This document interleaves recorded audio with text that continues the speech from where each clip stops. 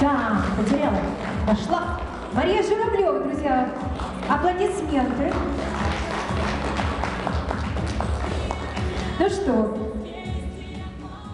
наш вечер плавно подходит к своему завершению, но перед этим, как занавесить занавес, да, хочется предоставить слова. Слова какие-то поздравительные, приветственные, может быть, финальные, что называется. Приветственные, финальные. В общем, наверное, финальные слова, да, нашим гостям или нет?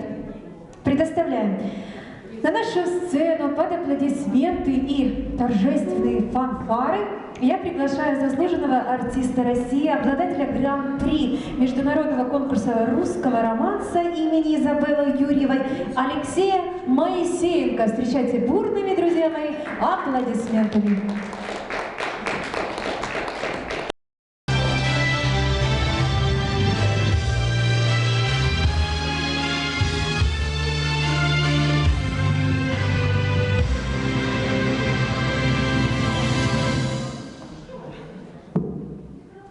Что вы на меня смотрите?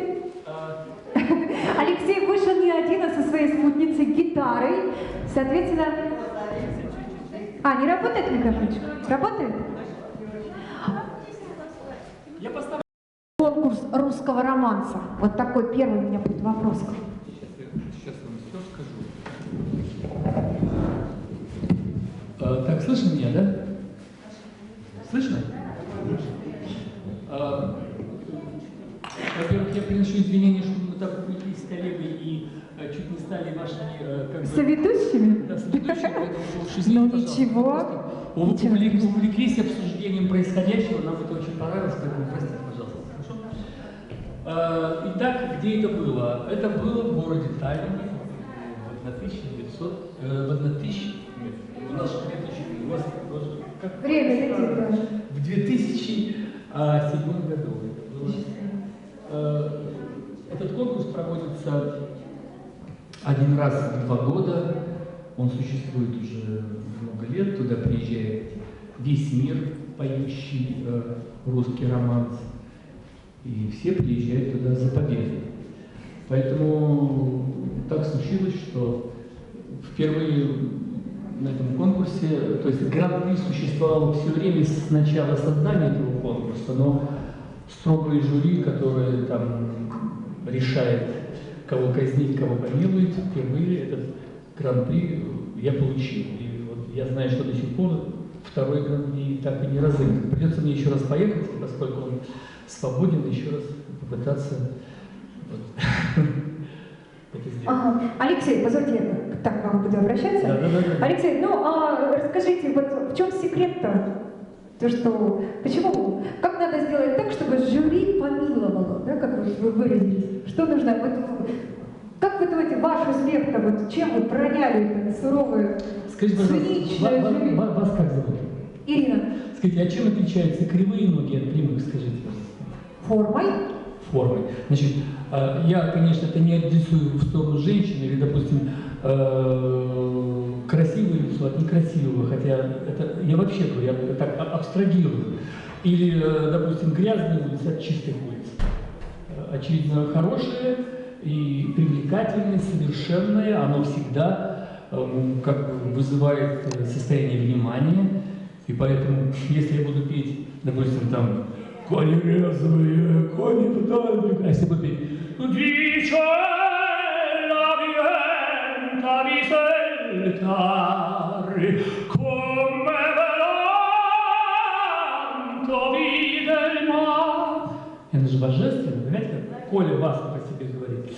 Я всегда говорю, человек, который знает, что он делает, зачем он делает, но самое главное, когда он знает, что это он делает лучше всех, тогда он может сесть в самолет, лететь очень далеко, оказаться в обществе людей, которые могут оказаться его достойными соперниками, и взять и получить гран-при. Вот в этом случае им был я. И поэтому я хочу сказать, что, знаете, мне сложно, не то что сложно, а в этой связи нечего говорить, кроме одного, что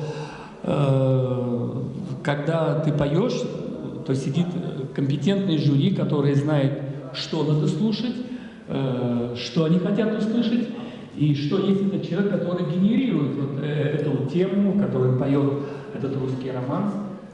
И вообще мне приятно создавать себе чемпиона мира русского романса.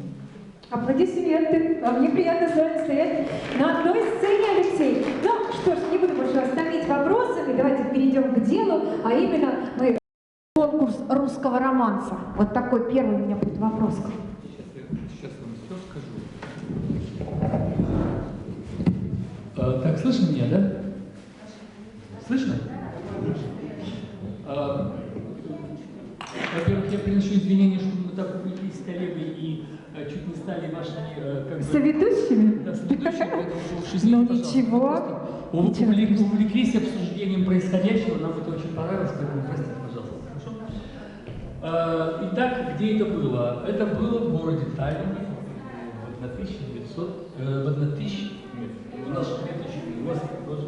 Как? Время летит даже. В 2007 году. Этот конкурс проводится один раз в 2 года. Он существует уже много лет. Туда приезжает весь мир, поющий русский романс. И все приезжают туда за победой. Поэтому так случилось, что впервые на этом конкурсе, то есть гран-при существовало все время с начала создания этого конкурса, но строгое жюри, которое там решает, кого казнить, кого помилует, впервые этот гран-при я получил. И вот я знаю, что до сих пор второй гран-при так и не разыгран. Придется мне еще раз поехать, поскольку он свободен, еще раз попытаться это сделать. Ага. Алексей, позвольте, так к вам буду обращаться. Да. Алексей, ну расскажите, вот в чем секрет-то? То, что, почему, как надо сделать так, чтобы жюри помиловало, да, как вы выразились? Что нужно, вот, как вы думаете, ваш успех-то, вот, чем вы проняли это суровое, Скажите, циничное жюри? вас как зовут? Ирина. Скажите, а чем отличаются кривые ноги от прямых, скажите? Формой? Формой. Значит, я, конечно, это не адресую в сторону женщины, или, допустим, красивое лицо от некрасивого, хотя это я вообще говорю, я так абстрагирую. Или, допустим, грязные улицы от чистых улиц. Очевидно, хорошее и привлекательное, совершенное, оно всегда как бы вызывает состояние внимания. И поэтому, если я буду петь, допустим, там «Кони резвые, кони вдаль», а если буду петь «Дичella vienta vi saltare, come velanto vide il mar». Это же божественно, понимаете, как Коля Басков о себе говорит. Я всегда говорю, человек, который знает, что он делает, зачем он делает, но самое главное, когда он знает, что это он делает лучше всех, тогда он может сесть в самолет и течь очень далеко, оказаться в обществе людей, которые могут оказаться вот достойными соперниками и взять и получить гран-при. Вот в этом случае им был я. И поэтому я хочу сказать, что, знаете, мне сложно, не то что сложно, а в этой связи нечего говорить, кроме одного, что когда ты поешь, то сидит компетентный жюри, который знает, что надо слушать, что они хотят услышать, и что есть этот человек, который генерирует вот эту тему, который поет этот русский романс. И вообще мне приятно создавать себе чемпиона мира русского романса. Аплодисменты. А мне приятно с вами стоять на одной сцене, Алексей. Ну что ж, не буду больше вас томить вопросами, давайте перейдем к делу, а именно мы пару своих романсов, которые мы с радостью, я думаю, послушаем. Встречайте, заслуженный артист России Алексей Моисеенко. Делаю, чтобы можно было слышать гитару. Да, не слышу. Сейчас. Хочу сказать, был такой писатель американский О. Генри, он писал такие короткие замечательные рассказы. У него есть такой один рассказ, я вырос вообще в глубокой такой, в глубинке вырос. Единственным развлечением в юности это было чтение, когда не было у нас ни телевидения, ну и прочих гаджетов, которые могли радовать. Так вот, я вспоминаю применительно к себе, он пишет, описывает какой-то момент в салоне в американском. Ну, салон, знаете, салон, там двери откроют туда-сюда, заходит пьяный ковбой, подходит, говорит, там пьют виски, там, и там играет топер. Топер — это пианист. И над ним, значит, такая надпись: просим пианиста не стрелять, он играет как умеет. И я применительно к себе. Дело в том, что я очень плохой гитарист. Я очень хороший певец, но плохой гитарист. Если кто-нибудь умеет играть на гитаре и найдет совершенно мое исполнение, прошу меня не стрелять. Я спою старинный русский романс «Столько раз бывает в жизни встреча». День и ночь роняет сердце ласку, день и ночь кружится голова, день и ночь взволнованную сказкой мне звучат твои слова. Только раз бывает в жизни встреча, только раз судьбою рвется нить, только раз в холодный серый вечер мне так хочется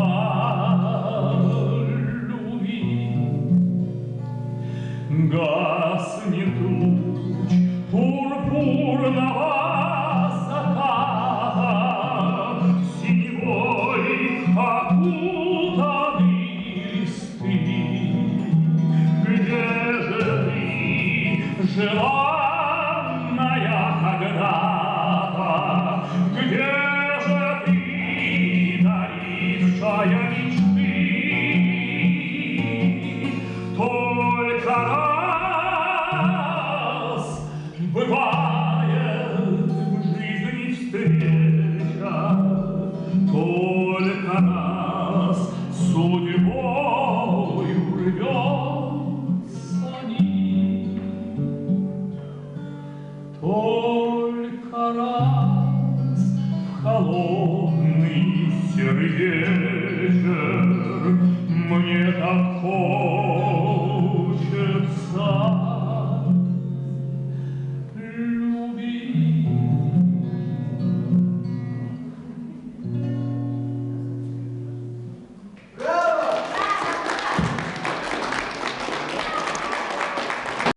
такой уж браво, как бы, поскольку я себя очень скованно чувствую с инструментом.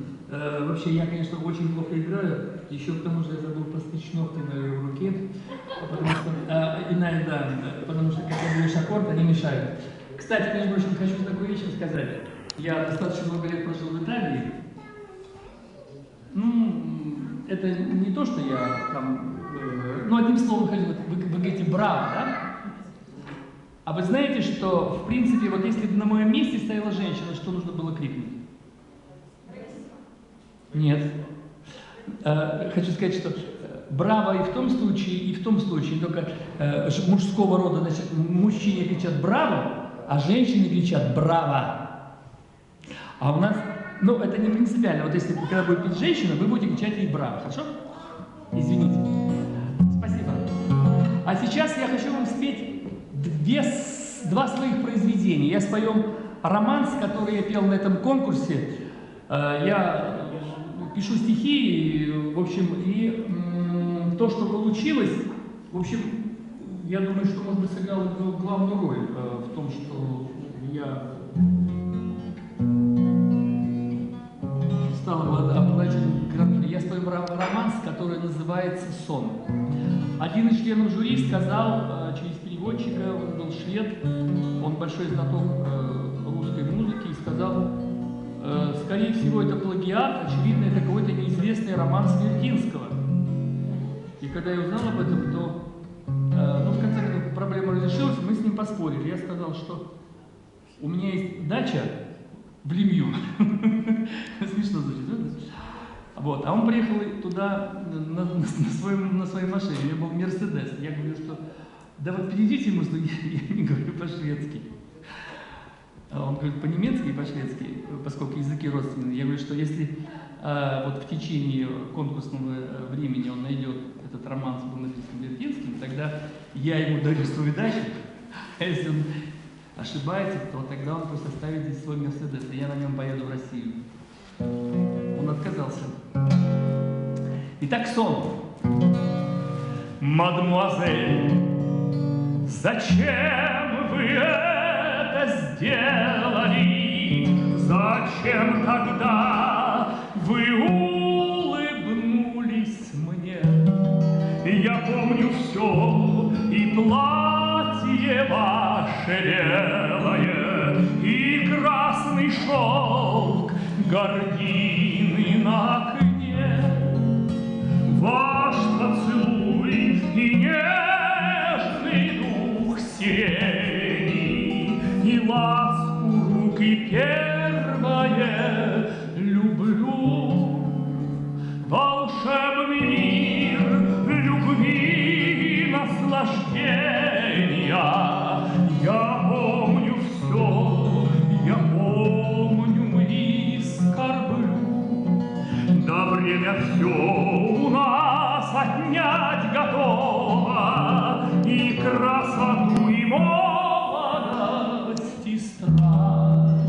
Лишь пред одним оно пасует снова, мою любовь не может отобрать. Последний раз мы виделись в Париже, на плац Пигаль, заветное кафе, пел шансонье. Никто мне не был ближе, чем вы тогда, или все приснилось мне.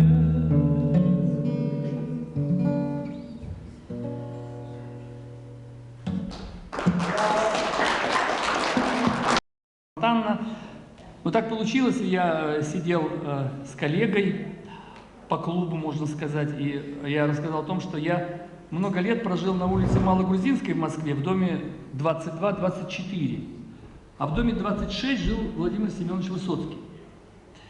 Этого человека я часто видел, я был на спектаклях на Таганке. У меня есть особое отношение к его творческому дарованию, но как поэт, и это мнение разделяют многие мои друзья и люди, хорошо разбирающиеся в поэзии, я считаю, что это лучший поэт России, потому что то, что он писал в то время, это настолько... А что такое поэт? Это трибун, человек, который четко определяет тот нерв, то состояние тех людей, той страны, той земли, где он живет. И лучше его никто нам об этом не говорил. Это был великий русский поэт.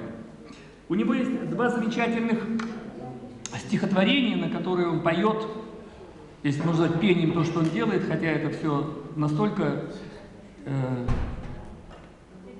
едино и настолько великолепно, то не думаешь о том, как это, а ощущаешь, что это. У него есть два произведения про коней и про волков, от которых он, которые догоняли его экипаж, можно так сказать, и слова о том, что коренному волк прямо в пах, выносите лошадушки и так далее. В общем, песни о конях. Я хочу сказать, что как получилось, это все, я не знаю. Я очень редко ее исполняю, вообще со сцены я, пожалуй, никогда этого и не делал. Поэтому... Кони резвые! Вот так, да? Громко. Кони вдаль бегут, вы не первые, я не первый гуд. А мы оперные певцы микрофон не поем. Так и поете. Я пою про вас песню тихую,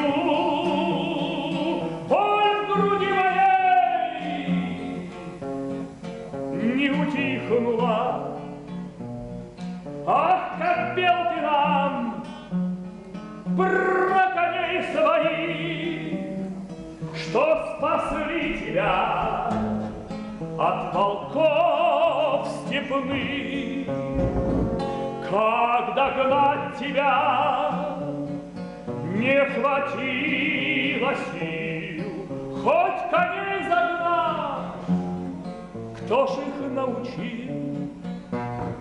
Я б тебе помог, только ты все пел, я б тебя сберег,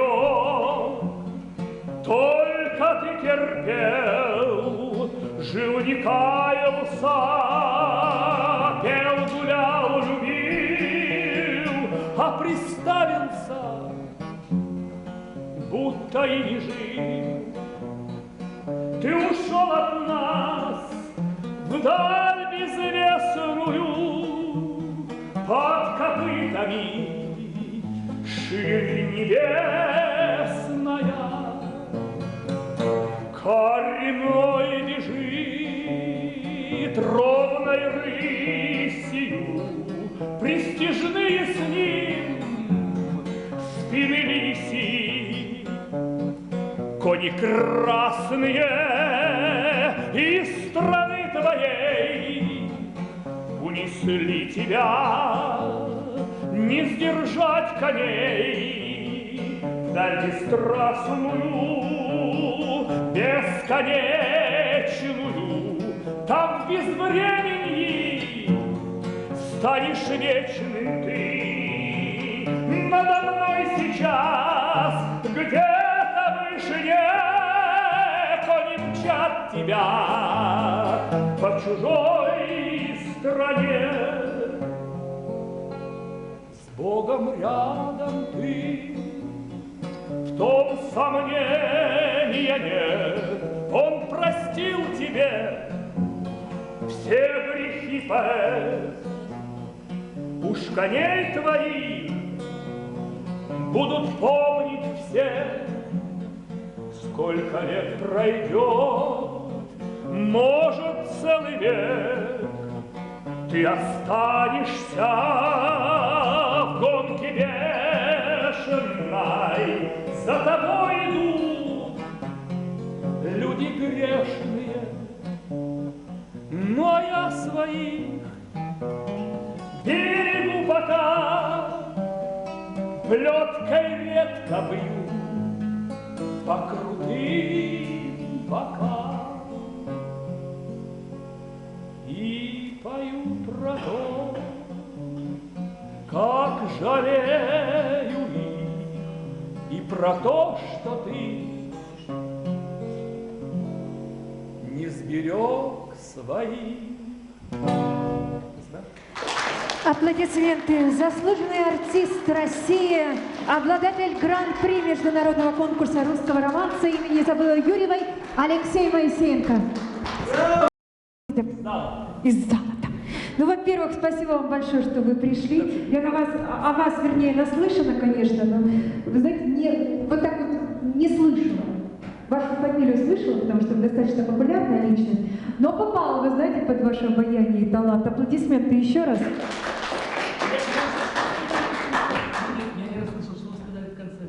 Попала под ваше обаяние и под ваш талант. Аплодисменты. И вы знаете, я тоже являюсь большой поклонницей творчества Владимира Высоцкого. И у меня просто такой личный вопрос. Как вы относитесь вот к последним экранизации, вернее, фильму «Спасибо, что живой»? Ну вот, я думаю, может быть, кому-то тоже будет это интересно. Вы знаете, что дело в том, что я еще раз убеждаюсь в том, что человек, который исполнил главную роль, Безруков, это просто феноменально великий русский актер, потрясающий актер. Я убежден, что очевидно, что лучше его, пожалуй, и нет. Ну, конечно, может быть, в сравнении, все в сравнении познается, понимаете?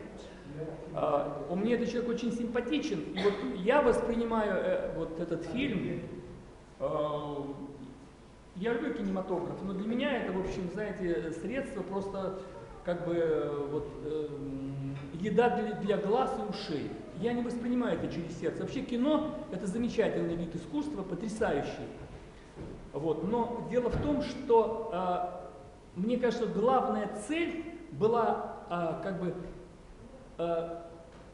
это осторожный показ, ну, всегда такой, ну, не очень долгий, вот, совершенного грима, совершенной схожести.